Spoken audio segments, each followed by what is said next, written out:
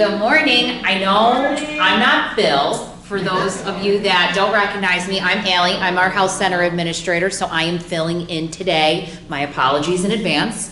But how about that Bills win last night? Yeah. Right? Okay. So I'm glad so we can start off this Friday and upcoming weekend on a good note. To start us off today, one of our employees, John Comerton, has something he would like to say to you all. So everyone give him a warm welcome.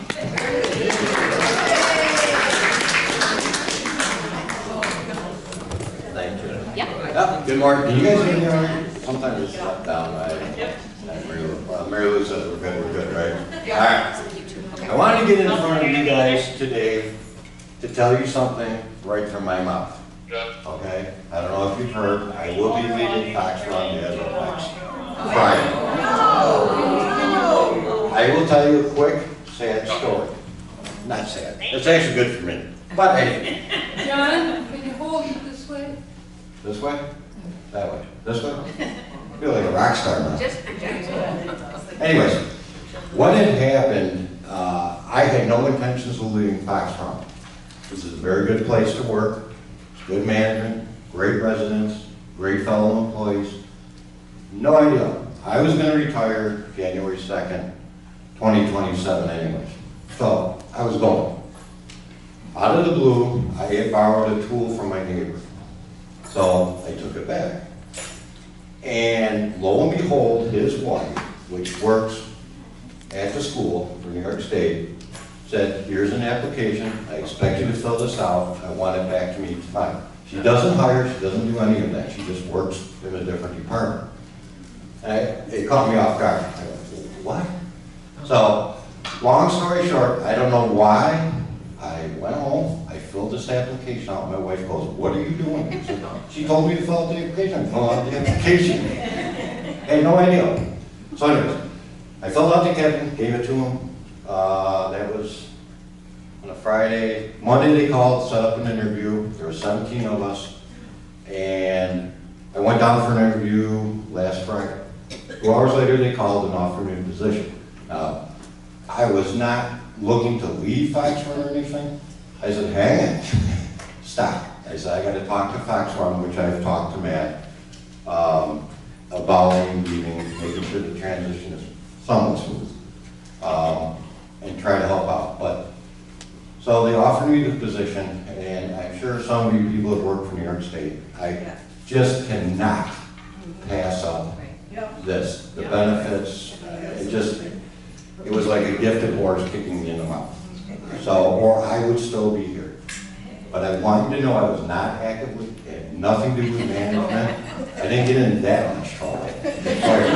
So, a little bit, but not much. I just wanted you to know that is what happened. Okay? When is your last day? Friday, next Friday. Next Friday? So we have a big party Thursday No, night? negative, no parties, no nothing, no. Okay, but one of the reasons I want to get up here, and there's a lot of residents here, is one, you could hear me. No, I have wanted ever since I saw you come up when you were here and stand next to you. Does anybody want to get attention in here? Let's do it. Where's Janice? Janice! I didn't think you were sitting, I'm not gonna lie, from back there. Is Janice here? Oh, come on, Janice. Smile, Barb. Look at, and then Barb and John, look right here. Okay, now look here. Ready? Beautiful. Now, Barbara, just so you know, I usually get $10 for every picture we take, so I'll split that I'll put it on your bill. with you. Okay. But the other thing I wanted to do, because I just want everybody to know Fox Run, again, has been great. And you, the residents, I want to thank you, the past, the present, the future. Thank you. I mean, when I come here, it was basically the same thing as what happened to me. Is that I came to see my mom and dad. There's a help wanted there. I was working for a company that I did a lot of travel. And I was tired of the travel. Fill out application, Matt called me. Here I am, 7 years later. So, it's, I don't know if you believe that sometimes fate happens. It does. It really does. It's weird. But I really want to thank you guys. You know, I mean, you guys have been very special. I mean, a lot of you, you know, we kid around with each other a lot. Maybe sometimes we kid a little too much, but it is what it is. But thank you very much. It's been a privilege. And I will tell you, Matt has talked to me about staying on per diem when I can. So you may still see me around. I don't know, but you know, you're not going to totally get rid of me. I don't think. Oh, and by the way, I hate the pool and the spa. Okay, many of you don't know. We know very well. So, but thank you very much. It's been great. I will see you around. You know, so but. Let's hear it for John. Yeah.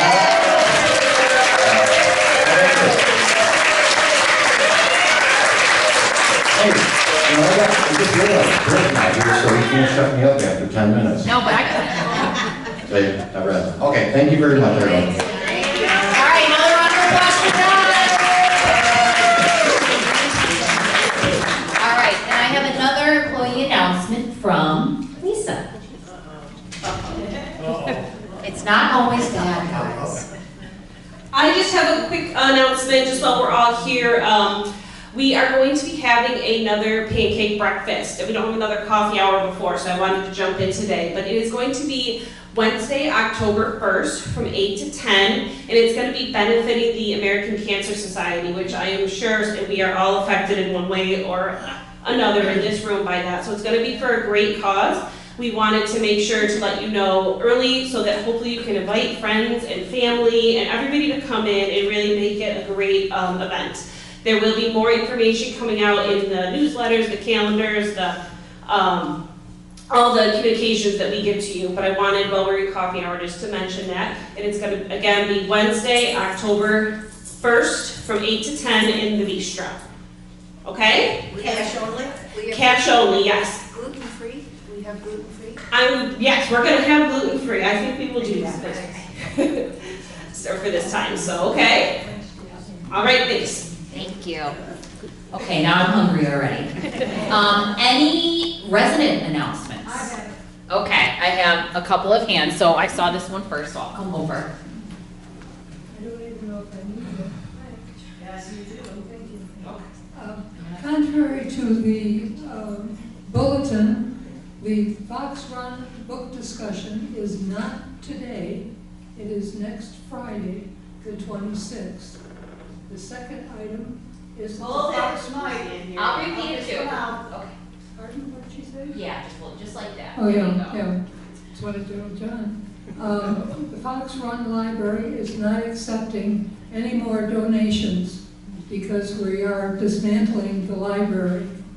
The third item I have on my mind is I have a concern about the safety of our community in that the parking lot lights do not go on at night until 9 o'clock.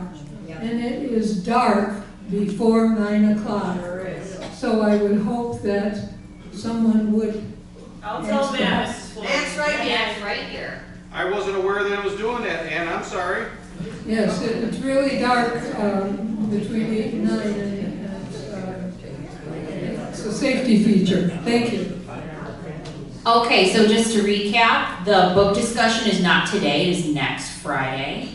The library is not accepting donations right now, and just the concerns with the parking lot lights. But the right man is here for that concern. Matt's gonna take care of it, as you all know. We asked Matt to do something and he's on it, so we'll look into that. Any other resident announcements?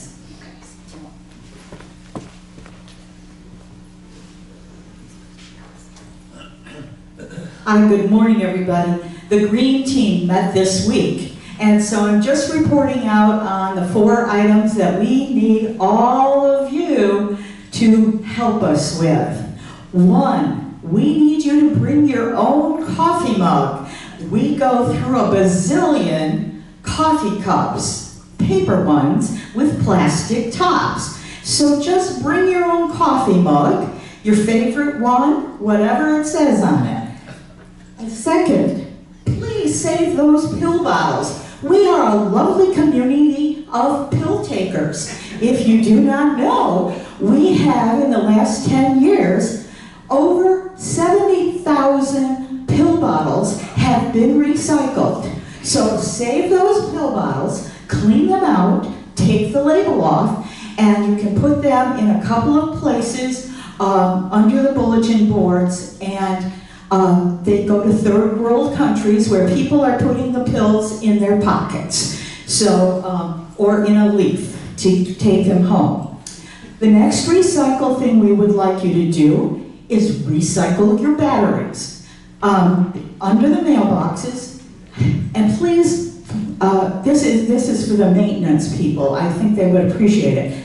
One box is for trash, the other is for batteries. Kind of look and see where you're putting them. That's a big help. And fourth and final is if you are lugging great big bottles of detergent, there are wonderful sheets now available in little bitty 4x4 boxes, and you only have to use one sheet. And I know a lot of us don't like going to the grocery store to begin with, but if you haven't tried the washing machine sheets available at our local stores, please do. So thank you all. All right. Okay, so just some reminders. Recycle your pill bottles, recycle your batteries, try to bring your own mug, and laundry detergent sheets. Good things to think about. All right, Peg. Yes. Oh, she's got a bag and a flower. Yeah. Okay. A week from today, next Friday, from 10 to 2, we're inviting all of independent livers to come out and pick a bouquet, cut a bouquet. So bring your scissors. We'll have posters up listing the areas where you can go to pick. It does not include the health center, and it does not include inside of Hazel's garden. Outside is fine, but not inside. I brought an example of the two flowers that we have. One is the giant zinnia, which is right here. And if you put your hand down in, you can get a good stem and then take the leaves off. So don't be afraid to dig down and cut as much of a stem as you want. The other one is a little either Sahara or Profusion zinnia. And again, put your hand down in the plant and you'll get a nice stem to make a shorter, a lower bouquet. So the Sahara zinnias and the giant zinnias are what there are to pick. These plants will be pulled out anyway, and the timing, of course, is a little bit dicey. So we're hoping the flowers will still be there, and then after you pick, the frost will come. Okay. Next Friday, and we'll get posters up. And if it's just pouring down rain, we'll put an alternate date. So check posters around. We'll have communication as good as we can make it. Okay? Okay, did Bill pay you guys? Because I was not here today. I know. Hi, I just want to make sure that everybody is aware of the auction that we're going to be holding in October. Is everybody aware? There's flyers. It's going to be in October 24th. And we're collecting donations from you guys and from your family, friends, anyone who has anything interesting to donate. We're posting a flyer today that shows what we're accepting.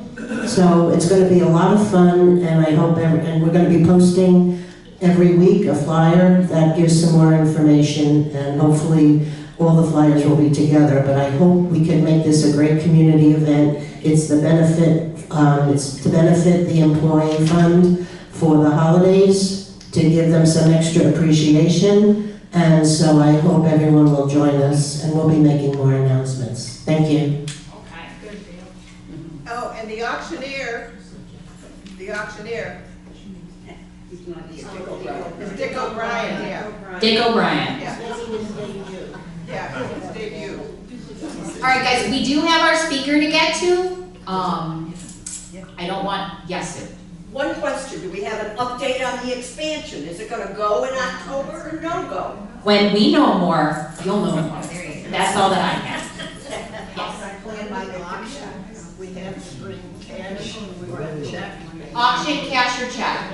Yes. Cash or check? Cash or check for the auction. All right, getting to our presenter today, I have Ms. Michelle Snyder here with us from the Buffalo and Erie County Library. We are so happy to have her here today to talk about the history of banning books in America, something so special and important to talk about. So if you could all please join me in giving Michelle a warm welcome.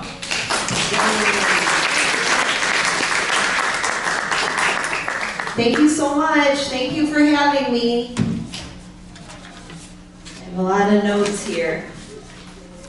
Okay, so the history is very long. I know we have limited time, so if I talk too quickly, please let me know. I'm hoping to provide a historical overview of book banning in the United States that's going to trace key moments, motivations, and figures from the 1600s to today. Feel free to ask questions. I do want you to know that I read a lot and I learn a lot, but I have a terrible memory, so I do not retain much. So if I can't answer any of your questions, you know, if you have an email or something, I would be happy to send you more information on anything. Okay, let us begin. Okay, so book banning is the act of removing or suppressing materials based on content objections. These objections can come from individuals, groups, or government bodies, and censorship can occur in schools, in public libraries, in prisons, or entire nations. I mean, there are currently 596 books that are banned by the Defense Department schools, like Annapolis and West Point. So this is a reflection of certain cultural values and political anxieties and a real desire for social control, because bans really reflect the fears of changing norms. So challenged materials are often accused of maybe corrupting the youth or promoting immorality or being subversive. So book banning throughout time has been used to really reinforce dominant power structures, excuse me, or suppress minority voices. So controversial books reflect new ideas, and those in power may really view these as these shifts as threats to their influence. So then book banning becomes a method to really halt these changes. In recent years, we have seen a record-breaking number of attempts to ban books. So the ALA, which is the American Library Association, recorded an average of about 273 titles that were challenged annually from 2001 to 2020. In 2024, there were attempts to remove 2,452 titles. So you can really see how it has just grown in the last 5 years. So we are going to follow a timeline that shows how book challenges really mirror America's evolving conflicts, and it's so important because by better understanding the past, we can really better defend the future of the freedom to read. Okay, colonial and early American censorship. We start with Thomas Morton's New English Canon. This is in 1637 and is considered the first book to be banned in the United States. Thomas Morton was a colonist, and he wrote a lot about indigenous peoples of New England at that time. He wrote about a lot of different things. He was talking about the flora, the fauna, what goods he might sell to England, but at the end, he was quite critical of the Puritans and their really strict society. and he was really pointed about their treatment of the Native Americans, which he saw as unjust. So they ended up banning his book, and then they exiled him. This continues in the 1650s. Puritan colonies are censoring anti-Puritan texts.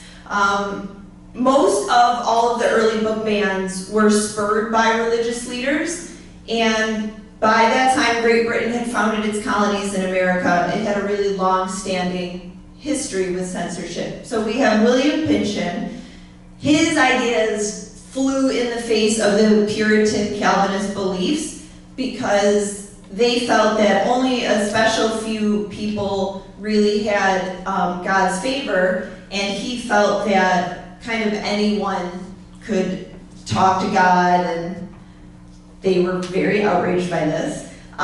He was denounced as a heretic. They burned his pamphlet. They banned it. It's really kind of the first of what is now the new United States. This is the first banning that we see. Only 4 copies of his book remain in the world, and he was also exiled. Okay, colonial and early American censorship. Now we're really seeing in the late 1800s, anti-slavery sentiments are outlawed. So multiple states outlawed any sort of materials that were anti-slavery. So abolitionist author Harriet Beecher Stowe, I'm sure everyone knows her famous book, Uncle Tom's Cabin. That was a novel that was banned because she was expressing the evils of slavery. The book was publicly banned, and as you can see at the end, in Maryland, free black minister Sam Green was actually sentenced to 10 years in jail for just owning a copy of the book, even though at that time the governor owned a copy of the book. Many people did. He was pardoned after about a decade, but he had to leave the state within 60 days and never come back. So people took this very, very seriously. Okay, so moving up into more colonial and early American history, we have Anthony Comstock. This is like a really big part of banning books that leads into today. So Anthony Comstock was a high school dropout and a Civil War veteran. He traveled to Washington, D.C., and he really persuaded Congress to pass a law that would impact obscenity laws and women's reproductive health that lasted for more than 150 years. The law would become known as the Comstock Act, and it was the first federal law to categorize contraceptives and abortion medications as obscene, and then they were banned from the mail. And also people would be punished if they sent any mail that had curse words in it that was found. So the effect of the Comstock Law was immediate because it really criminalized the activities of any birth control advocates. It forced popular pamphlets, like I don't know if anyone's familiar with Margaret Sanger. She kind of published the first guides to birth control, and all that got pushed underground. Any books that were about medical advice, if they were about anatomy, contraceptive, pregnancy, childbirth, all of that was banned and forced underground, and that remained in effect until 1936. So you can see that he had over 3,000 people were arrested during this time. 15 tons of books were destroyed along with other things in the mail. Printing plates that things were even printed on were destroyed. And this is really the beginning of a government-sanctioned censorship. He is working directly with the government, who is deciding what people can and cannot have access to. Just a note at the end I found fascinating is that he really boasted in different campaigns that he drove 15 people to suicide because of the banning. But he felt that that was really proof of how effective his laws were. And I'm sure that, I mean, it's hard to miss, it's in the news all the time, but I'm sure you've heard of the Heritage Foundations and the Project 2025, which is a conservative policy roadmap that's really tied to like allies of Trump, and it is proposing to revive the Comstock Act to restrict abortions nationwide without having to pass new laws. So this is how they're trying to ban like contraceptives and abortion pills through the mail by still using the Comstock Act, which is still technically on the books in the country. So it's very problematic. I need a mint, I'm getting dry mouth here. Okay, moving on to the early 20th century, morality and obscenity. From like 1950s, 1930s, James Joyce's Ulysses, which is, you know, one of our most famous books, was banned in the US for obscenity until 1933. The style of the book is a real stream of consciousness, and it does have sexual content, and that is what really sparked outrage. There ended up being a court case in 1933 about this, the United States versus the one book called Ulysses, and the judge ended up ruling that it was not obscene or pornographic. So this case really unraveled the constitutional bias on which the Comstock Act was operating. So this was a really important case of kind of defining what obscenity is, and how work has to be considered obscene and therefore unprotected by free speech principles. It's more if it arouses lascivious or lustful thoughts in the readers, then that might still be banned, but this book was banned not to just because it had sexual content. And then, of course, now in 1922, we have the formation of the ACLU, which is really starting to defend free speech. And they had some early victories that really helped the legal concept of literary freedom. Okay, the Cold War era, anti-communism fear, 1950s. We have a real rise in political censorship. We have McCarthyism, so books by suspected communists are immediately banned or removed, and now the government and civic groups are starting to purge library collections. They're coming in, they're surveilling libraries, trying to see what people are reading, and if they feel that it is subversive or maybe tied to communist sympathizers. So a lot of people, it's just a time that everybody was really viewed with suspicion. Senator Joseph McCarthy really targeted books that he personally kind of deemed subversive, but this led to widespread removal in libraries and schools, and it was really based on very flimsy or unsubstantiated accusations of communist sympathies. I'm sure everyone remembers or has read that it was mostly just a lot of finger pointing without a lot of information behind it. So public libraries, though, are falling victim to this. They are getting rid of books by Black and leftist writers, and literature is really starting to be viewed as such a battleground in the country. Okay, the civil rights era. So schools now are starting to really integrate different kinds of books with more diverse voices, and that of course led to more backlash. So schools are integrating these voices by Black and feminist authors, and people are often afraid of change, which is kind of normal, and it feels dangerous to them. So then they start attacking these titles. Some of the books you can see challenged here, Toni Morrison, Eldridge Cleaver, Kurt Vonnegut. I mean, they're really important books. I love that they called Kurt Vonnegut books anti-American, anti-Christian, anti-Semitic, and just plain filthy, which I'm sure Kurt Vonnegut actually really liked all that attention. But a big case at this time now in 1976 is the Island Tree School District versus Pico. This is a Supreme Court case where challenging school books really comes into play, and they did rule against arbitrary book removal, And they affirmed that students have a First Amendment right to read what they want to read.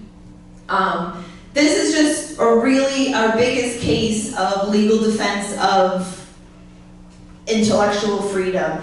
And I think it's where we really started to get the idea that you can read or not read whatever you want. You can decide for yourself and for your children what they should read, but you cannot decide what everyone else can read. And now libraries are really central at this time to these debates over these books and these voices. Okay, 1980s through 90s, we have the rise of the religious right. So conservative Christian groups really targeted sex education, LGBTQ, and witchcraft-related books. The attacks that began in the 1980s really have similarities to what we see today. So both really objected to the teaching, like critical teaching about race, about racism, whether historical or contemporary, and both are really accusing schools of tearing down America and weakening patriotism. They're objecting to any books that talk about gender roles or sexual orientation or kind of alternative models to the family. So at this time we have the Moral Majority. This is founded by Jerry Falwell, who is a major player in book challenges. He is leading this crusade, and they ended up being a really big hand in getting Ronald Reagan elected in the 1980s, and that really cemented the religious right and conservative Christians as a major player now in American politics.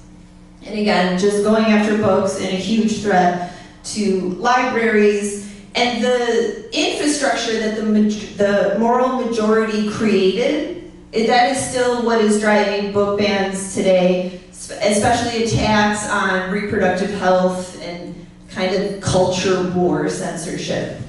So you can see some of the books challenged. Are You There, God? It's Me, Margaret by Judy Blume, the introduction of the Harry Potter series. Even at this time, Anne Frank's Diary of a Young Girl is targeted for censorship all the time, not for its depiction of a Jewish girl whose family is persecuted by Nazi Germany, but because of the passages where the teenager talks about her changing body. So that one comes up a lot for banning. The American Library Association, this is when they start to track these book bans and these challenges in 1982, and that's where they start the Banned Books Week that we celebrate now yearly, that promotes awareness and the celebration of reading. Okay, the internet age and new challenges. We're in the 2000s now. It's post 9/11, and the Patriot Act really raised privacy concerns in libraries, and it sparks fears again about library surveillance. They demand access in libraries to people's reading records. They want to see patron data so they can decide if what they're reading they can deem dangerous. So this is when libraries began shredding all of the records that they kept daily about checkouts, and they refused to keep borrowing histories, which we still do today. Sometimes, people do call and they're like, oh, I read a book a month ago, what was it? And it's like, well, sorry, but we're not able to keep track of that anymore, just in case somebody did want to invade your privacy. So, big rise in LGBTQ visibility in YA literature. We start to see a lot of titles that talk about that. And social media. Social media plays a really big part in the banning and the challenging that we're hearing about all the time today, because it allows really rapid coordination of challenges and these pressure campaigns. People can take a screenshot of a book, they post it on Facebook or a forum, and this gets picked up by bigger groups and it goes viral. And a lot of times it's a page of a book, there's no context to it, so it's really unfair to judge a book as a whole by one passage that people are reading out of context. It really spreads misinformation. And now a single parent in a town could find a book that they find objectionable and post that, and then these groups pick it up and they tweet it or do whatever. So then it starts to look like everyone has a problem with this book. Everyone in this community is complaining about this book when often it is coming from just one person. So in 2005, the book Antango Makes Three because it becomes the most challenged book for many, many years. This is a children's picture book, and it features two male penguins who form a family. This is based on a true story from New York Central Park Zoo. That just two male penguins ended up staying together and taking care of other young penguins. It is a very gentle and age-appropriate book, but it became one of the most frequently challenged books of the decade because opponents said it promotes homosexuality and it undermines traditional family values. Okay, 2010's cultural divisions just keep deepening over race, gender identity, and history. A lot of books that come out that reflect Black Lives Matter, queer youth, social justice, those are really coming under attack. Especially in the 2010s, like 2014, we saw the Ferguson protests, and that was really the rise of the Black Lives Matter movement. And the thing is that these books didn't just appear in school curriculum, they were requested by students who wanted to understand what is going on around them, and they were really championed by teachers and the people who study this who know that they are seeking representation. But this led to a wave of complaints from some parents and some community members who saw these books as they're too political or they are un-American. And you hear a lot, which I find really frustrating, is that people are like, oh, it's not about banning books, it's about protecting children. But it's really just like a common rhetoric from ban opponents, because it is all in all about banning those books so that no one else has access to them. Again, we see a rise of the parental rights groups, and there's just a lot of pushback against any curricula that is trying to be diverse and have inclusion in it. We're getting closer to today.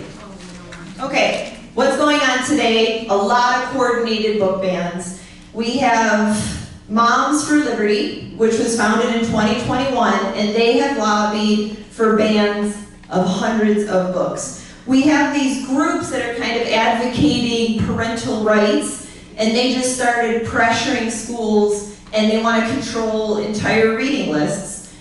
School libraries now are facing lawsuits, they're facing investigations, and funding threats that are all tied to book content. And I have to say that these claims, they lack basis in reality, because it's not really what the book is about. Again, these are just excerpts, but they generate fear and urgency among other parents who are hearing this and don't want to read, have their child read something that is inappropriate for them. Moms for Liberty is the biggest player right now in the book banning movement. They have organized nationally, they submit challenges to school boards all over about dangerous books. They're very, very organized. They are supported by conservative donors and political groups, and they are actually affecting education policy and candidates who are being elected. The language has really shifted at this time from, now it's protecting children from pornographic or graphic books, books that are ideologically extreme is what we hear more of now. Florida, Texas, Missouri, they are leading the challenges in these books, but they are happening everywhere. I think people really think it's only going on in some states, but it's going on. There's been big challenges in New Jersey, challenges are happening in New York, so it's definitely spreading. And then we've got school boards themselves. The races for those positions are now, they're being backed with PAC money. So we really have the government being more involved in these groups of who is being elected to school boards than the communities that used to be in charge of that and decide that. So according to PEN America, nearly 1,600 book titles were banned between July of 2021 and June of 2022. And again, these books always deal with race, sexuality, and gender. Oh, and I'd just like to point out that over 70% of the book bans during this time are all linked to organized political groups. They are not linked to actual individual members of communities.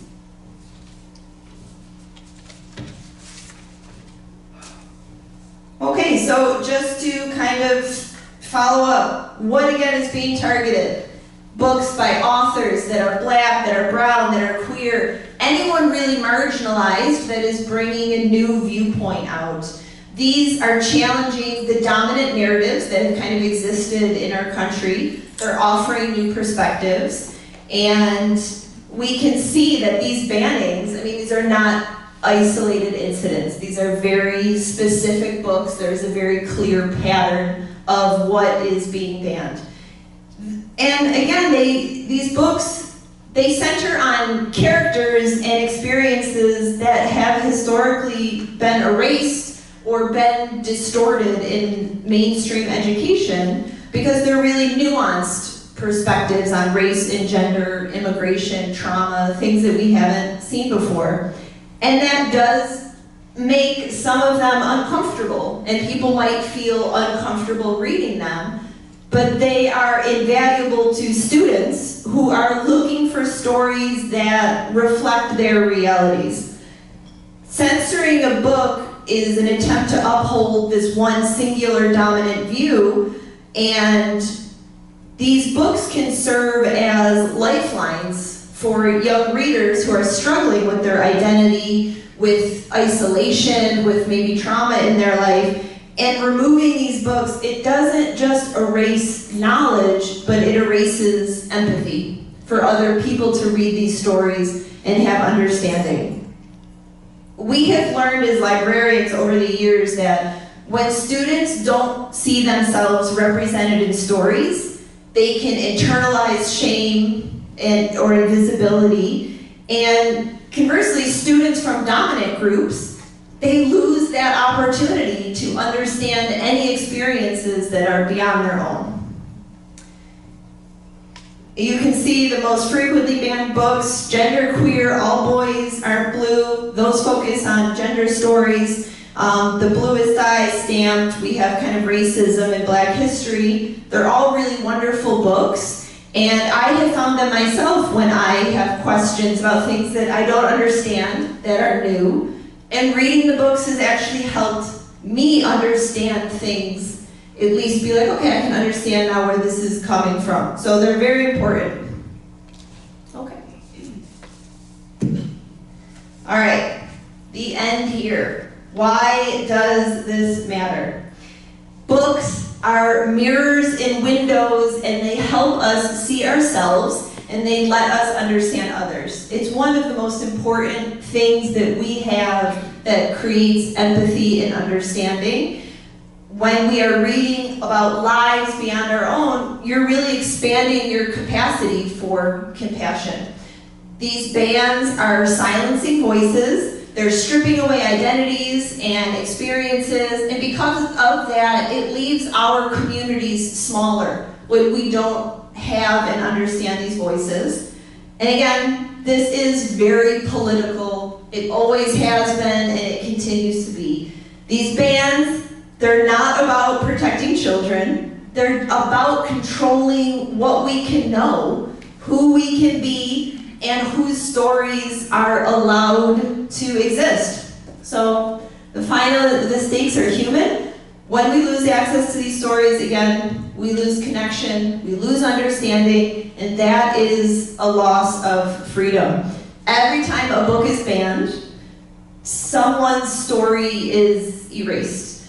And when stories disappear, again, our empathy disappears, our freedom disappears. So this fight that the libraries have, and I'm so glad you're here, and I assume that you participate in Banned Books Week, because the fight against banning books, it isn't just about libraries, it is about who gets to exist, who gets to be seen, and who gets to belong. And that is why this really matters. So I appreciate everyone being here today. The effort to fight book bans is about defending democracy, and I encourage everyone here to not only value your intellectual freedom, but to actively defend it. Remember that when people tell you what you cannot read, they tell you what you cannot learn, and essentially tell you what you cannot think. So, thank you so much for listening.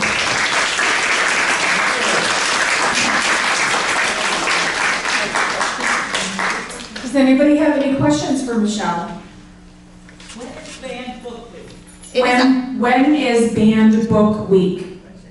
It's October 5th through October 11th. I did bring a couple flyers just for some of the programs that the libraries are doing.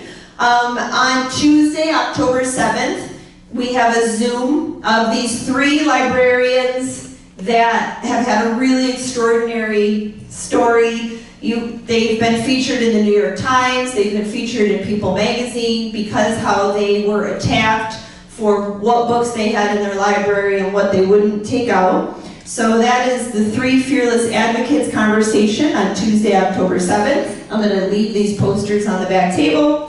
And then on Wednesday, October 8th, we're actually screening an award-winning documentary. It's called Band Together, The Fight Against Censorship. This is at the Merriweather Library, which has a very nice theater and popcorn. And this film is about students who didn't like seeing these books removed from their schools, and they really fought back, and they follow them, and they follow these school board meetings, and you know what they say and how they talk about how important these books are to them. And that's a really excellent film. Yes. Has any study been done as to how many of these objecting people have actually read the books? There is not a study done, but a lot of times in the school board meetings, you will see the people challenged about, did you read the book? What is the rest of the book about? And you usually get a no. It's very, very common that when someone takes a screenshot of a part that is maybe feels sexually explicit, they post that on Facebook, and then that is what they run on, is this one section of the book without reading the whole thing. Okay. Thank you, Michelle. One last question, Nancy. Can I make a comment or just? Of course, please. Okay. There is a Moms for Liberty group that's active here in Western New York, and they've been trying to ban books at my alma mater, Kenmore West High School, just this past year. And I moved in here into Orchard Park a few years ago, and I remember reading for the Orchard Park school board election that there were students that were actually advocating for for members who were not against banning books. So the students in Orchard Park High School were active in protecting their right to read. They did a great job. They actually spoke at our library 2 years ago for Banned Books Week and did a presentation, and I was more impressed by them than most things I have ever seen. They were so smart and put together, and they had great views, and they were just really passionate that they should be able to read or not read, whatever you choose. So yeah, it's a great point. Okay, thank you everybody. Have a good weekend.